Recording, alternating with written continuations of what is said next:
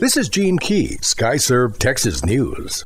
A Galveston lifeguard Tuesday found a body washed up on the Galveston beach. It's now known he suffered from multiple gunshot wounds. KHOU.com contributed to this report from Galveston. According to the Galveston Police Department, the man's body that washed ashore on a beach there Tuesday appeared to have had gunshot wounds to the chest. A lifeguard spotted the body just before 5 p.m. Tuesday. The body was taken to the Galveston County Medical Examiner's office for the autopsy. The man's identity hasn't been released. Detectives are still investigating.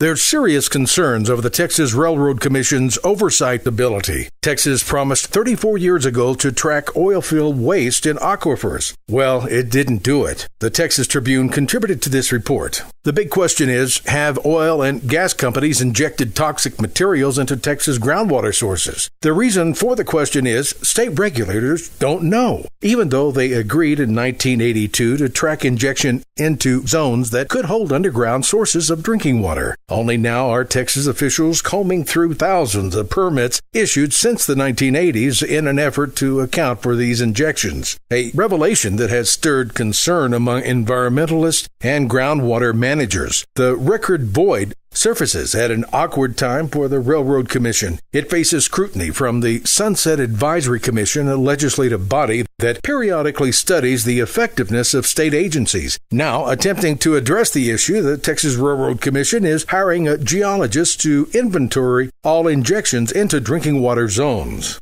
A shocking autopsy result is in. It's murder. A lawyer in May was found dead in his burning Dallas home. WFAA.com contributed to this report. The Dallas County Medical Examiner's Office has ruled the death of a civil lawyer found dead in his home during a fire as a homicide. The Medical Examiner's Office said Thursday that Ira Tobolowsky died from thermal burns and smoke inhalation associated with blunt force injuries. Tobolowsky was found dead in his garage in May after a fire broke out at his North Dallas home. Sources said at the time that Tobolowsky was doused with fuel and set on fire. His longtime law partner told police he had been involved in a contentious litigation before his death. Civil District Judge Eric Moy, involved in the same case, was warned by police to be careful. He later recused himself. Tobolowsky received an email that said, "I'm going to kill you," before his death. Investigators believe it was sent from someone related to a defamation case involving a man from Austin who was upset at the two men.